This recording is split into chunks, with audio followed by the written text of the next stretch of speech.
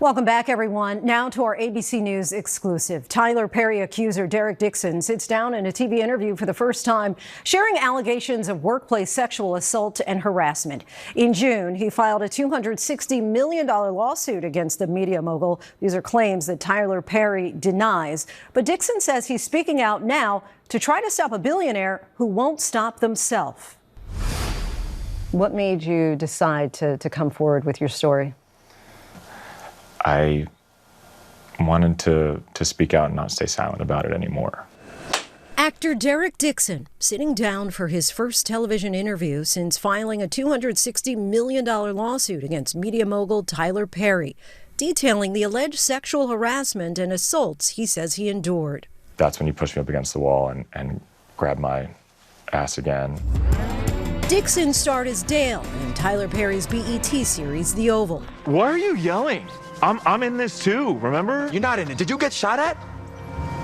No, I actually got shot. He appeared in 85 episodes between 2021 and 2025. Tell us about the first time you ever met Tyler Perry. Yeah, I met him at his studio opening party in 2019. I was working for an events company, and we met, and he said to me, are you an actor? And I said, well, not right now. I'm working on it, but not right now. And he said, yeah, you are. We need to talk. You should get my number and we'll talk about this. Did any of your initial interactions give you pause? A few of them did give me pause, but they weren't bad enough to think like this was a dangerous situation in the beginning. Yeah. According to your lawsuit, at one point early on, he bought you a car. Yeah, he'd seen my Jeep around the studio that I was driving, and he said, that's not a great car. Tyler Perry is an actor, producer, director, playwright, and prominent name in the entertainment space. He launched his career in the 1990s. You want this half? You want this half? His 2005 breakthrough film, Diary of a Mad Black Woman, debuted at #1 in the box office and was a massive success. To date, he's created 24 feature films, 20 stage plays, 17 television shows, and 2 New York Times best-selling books. In 2021, his prolific career earned him a spot in the exclusive Billionaires Club. His media empire includes his own production company, Tyler Perry Studios, based in Atlanta, one of the largest film studios in the country. I'm not trying to do anything other than meet somebody at their humanity. As his career has flourished, he's also made a name for himself in the philanthropic space. So in early 2020, you land the role of Dale on The Oval. Was that a dream job? It was, yeah. It was. To be a series regular on a show was something I always dreamed about. The complaint includes multiple screenshots of text messages allegedly between Dixon and Perry. Picture where he's on the jet ski. I said, nice picture. And he said, yeah, the water looks calm. And he said, nice picture. You don't see that stud in that picture? Rude. And I said, LOL, yes, that's a stud. And all these texts, I tried to de-escalate them and make a joke out of them. Some of the messages more sexual in nature. One of them says, what's it going to take for you to have guiltless sex? Have y'all found that in therapy yet? I would hope that you would let someone hold you and make love to you.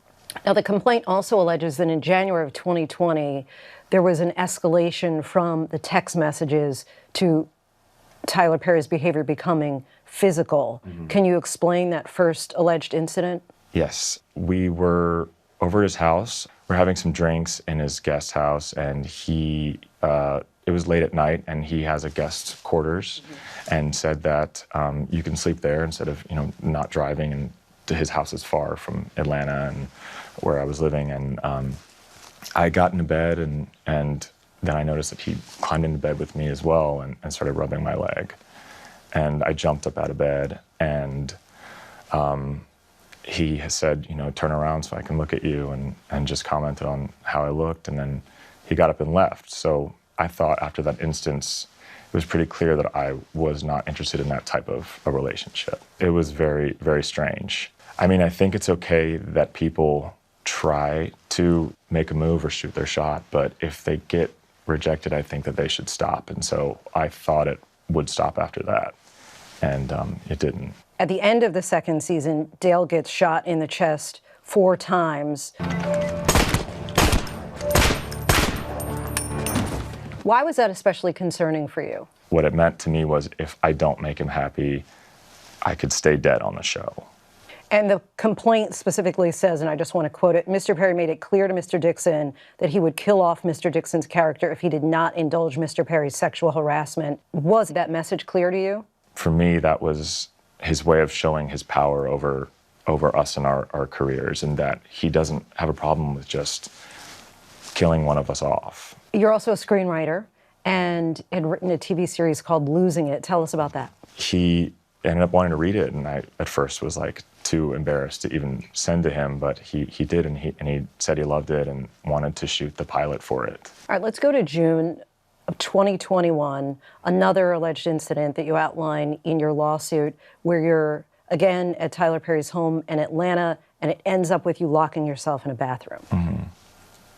We started out having drinks in the living room like we, have done before, and it got to a point in the night where, we were both kind of feeling drunk, and I remember we were walking back to the guest area where I've stayed before, and there was this health monitor scale on the way. And I was like, "What is that?" And he said, "Well, you have to be in your underwear to measure, whatever. So you should do it." He reached down and pulled my underwear down and grabbed my ass, and I, tried to stop him and pull back my underwear up, and he kind of grabbed my arms and said, "No, it's okay. Just go with it." And I said, "Stop! I don't want to be naked. I don't want this." And he was just like, no, I'm not going to hurt you, and just continued. And in that moment, unless someone's been through something where they have their control over their bodies taken away, you don't really understand the kind of feelings that you get in that moment. It was almost like every thought came through my head: to run, to fight, to freeze. I didn't know what to do. He says he de-escalated and distracted Perry and eventually locked himself alone in the guest house bathroom. The day after that, he called several times, and I ended up getting afraid of what was going on the other side.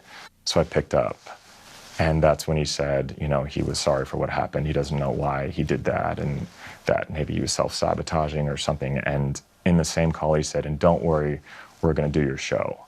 In the lawsuit, you describe this as a calculated pursuit of you by Tyler Perry. There are also several times where he says to you, you have to make your no stronger. Mm-hmm. How did you respond to this, as it's described, calculated pursuit of you by Tyler Perry? To me, that's just so insulting. And I reiterated, I said stop. I said it. I don't think that people ever get past something like that happening to them.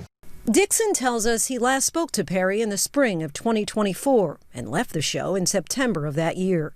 What ultimately became of your pilot, Losing It? Yeah, it hasn't gone anywhere. He still owns the rights to it, so I can't now go and sell it. Then in January, the actor filed a complaint with the EEOC, the federal agency responsible for protecting workers from discrimination. In your response to your EEOC complaint, Tyler's representatives said, among other things, Mr. Dixon's initial letter to TPS, Tyler Perry Studios, about its matter demanded $42.5 million to buy his silence. They described your actions as extortion. Mm-hmm. Were you looking for money to buy your silence? No, I think I was looking for accountability on to what he did.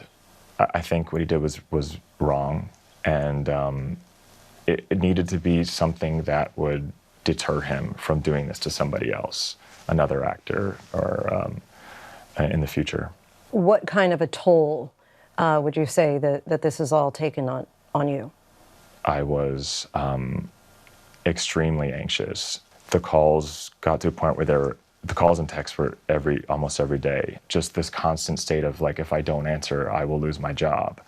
I'll be fired or killed off the show. It took a huge toll on my anxiety and depression.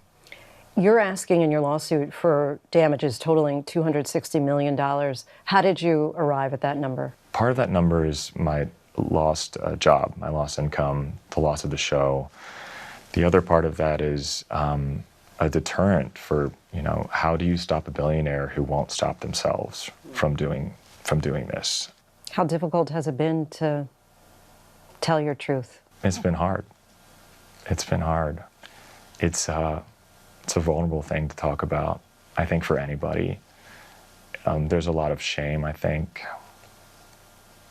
around it. And just trying to think what you could have done better and having to deal with the judgment of what, everyone might think of how you could have handled it better without being in that situation. Perry has not yet responded in court filings. In a statement to ABC News, his lawyer called Dixon a, quote, individual who got close to Tyler Perry for what now appears to be nothing more than setting up a scam, and that Tyler will not be shaken down, and we are confident these fabricated claims of harassment will fail. If you were to talk to Tyler Perry right now, what would you say? I would say, I hope that you take accountability for what happened, and I hope that this has taught you not to treat your employees this way and to never use someone's dream to coerce them into a relationship that's not professional. What would justice look like for you? Justice would look like thinking that I've made a change and that something like this won't happen to another actor that works for him or another actor in the industry. That would be justice for me. Our thanks to Derek Dixon for the conversation.